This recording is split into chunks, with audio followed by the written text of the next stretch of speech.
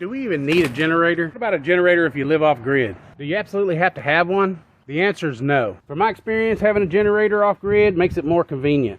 Many of you that run solar know that it's a good thing to have a generator for backup. Days where there's been low sunlight or high electric usage, or several cloudy days in general. That's why I chose this MXR 3500 portable inverter generator.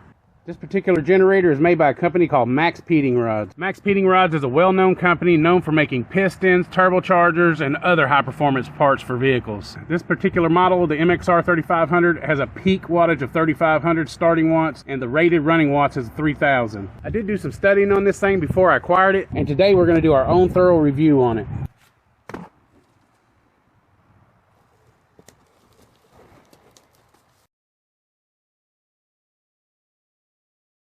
Okay, as soon as we open the box, this appears to be a 30 amp plug for RV, a funnel that will screw into the oil drain or oil filler, your typical little spark plug tool, and a screwdriver to get into the case.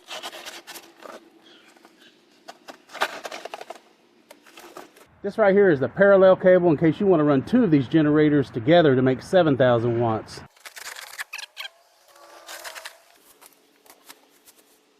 Yep, another nicely colored, nicely designed inverter generator. There it is. Okay, one thing to take note, on most older generators they run just a straight 30-way oil. These newer generators, depending on the temperature, run 0-30 all the way to 10-30. And some of the wore out generators, you may want to put 10-40 in them. Most of these generators that come in the mail like this are not going to have gas in them, and they're not going to have oil in them, so do not try to start this generator without putting oil in it. So one of the first things I want to do is just take a look at the features. These here are our warning lights. This one right here is a CO2 alarm. It's carbon monoxide. If you have it in a shed running or too close to an area where it's not getting good ventilation, this light will come on and I'm pretty sure it will shut off. It has a shut off on it that will shut it off. Right here is the AC light to let you know that there is AC power being generated. Here is the overload light in case the inverter is overloaded. And of course your low oil light, which is a great thing to have. Most of these generators also have an automatic shutdown if the oil is too low. Here are two AC breakers that you can push and reset in case you overload your two plugs here. Here's your regular 110 volt plug. Here's your 30 amp plug. USB connections for your phones. A complete AC reset button for the inverter itself. And the two parallel connectors where I showed you the wiring earlier. And here, if you want to run a ground wire, you can run a ground wire and ground this to reduce the possibility of an electric shock. And then we have the eco mode. Your eco mode is what idles this thing up or down. Normally you would keep the eco load on. The generator would run at a lower RPM. If you're running some heavy equipment and running it close to the max of the 3000 watt, you're probably going to want to keep the eco switch off. Okay, let's get this thing opened up and get some oil put in it. Okay, here on the oil tag it says that they recommend that the first oil change be done after 20 hours. After that, I think you would want to change this oil about every 50 to 100 hours. Okay, let's get our hand in here and see if there's any oil. Okay, just as I suspected, there's not a drop of oil in it. Okay, right here is going to be where the air filter is kept. You take this screw out right here and you'll blow the air filter out or replace it, whichever is needed. Before I put oil in this thing, I just want to say the size of this generator is unbelievably small. I mean, this is a 3500 watt inverter generator. I have a 2200 watt generator that's the exact same size. I guess we're going to see how good it performs here in a few minutes. Get some oil in it. Now, there's two ways to do this. When you're filling these things up, you put it on a level surface and you can fill it all the way up until it starts to run out. When it starts to run out, let it keep running out until it stops running out and then put the cap on it. And that's when you know you're full. Or you can put in the ounces that's in the directions, which will be the same exact amount. Okay, if you'll look, it's just kind of draining back out. That's how you know we've got too much in it. After it finishes draining back here, we can put the stick in it and it's going to be absolutely full where it needs to be. Okay, the oil's pretty much quit coming out. It's just dripping a little bit. That's how we know we're full. Okay.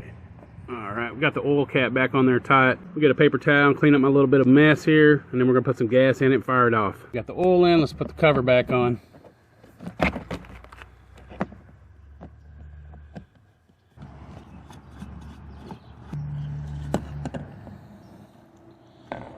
Okay. That's probably supposed to stay in there. All right, well, it's got a screen inside of it there. That'll help keep the debris out from the gas can. Heavy, heavy, 5 gallons.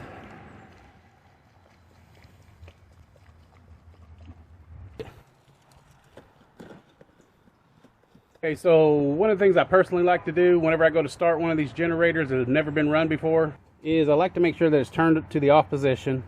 And then I just want to come over here to the side here on the pull string. Okay, I just want to pull it a few times now that oil is in the block. That way it can run up and down the piston on the bottom side of the piston there and just kind of help lubricate it without it starting. Feels like it's got pretty good compression on it.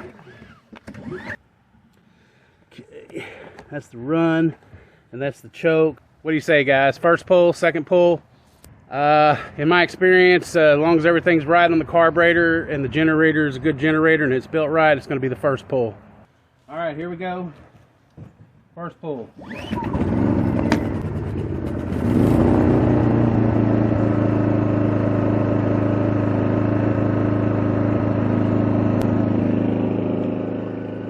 What'd I tell you?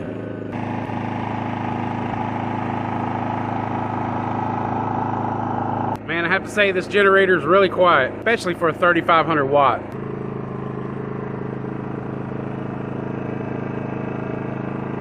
Alright, it's definitely got AC power. Let's turn the eco switch off so it'll idle up.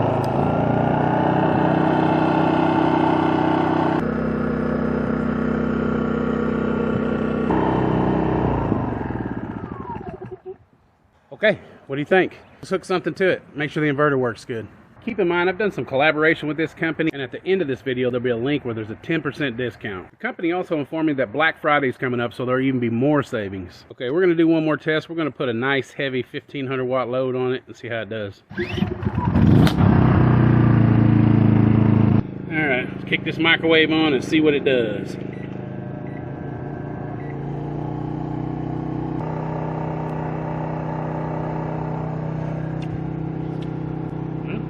So far, it's running it.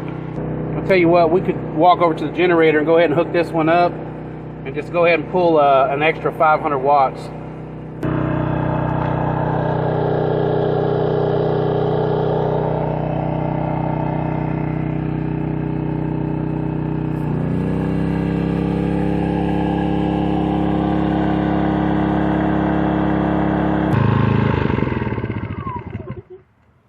Okay, man.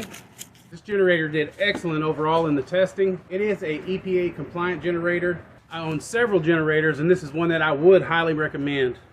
You can't beat the price of a quiet inverter generator like this for around 600 bucks. Also, if you'll use the promotional code of offgrid123, that will be your 10% off.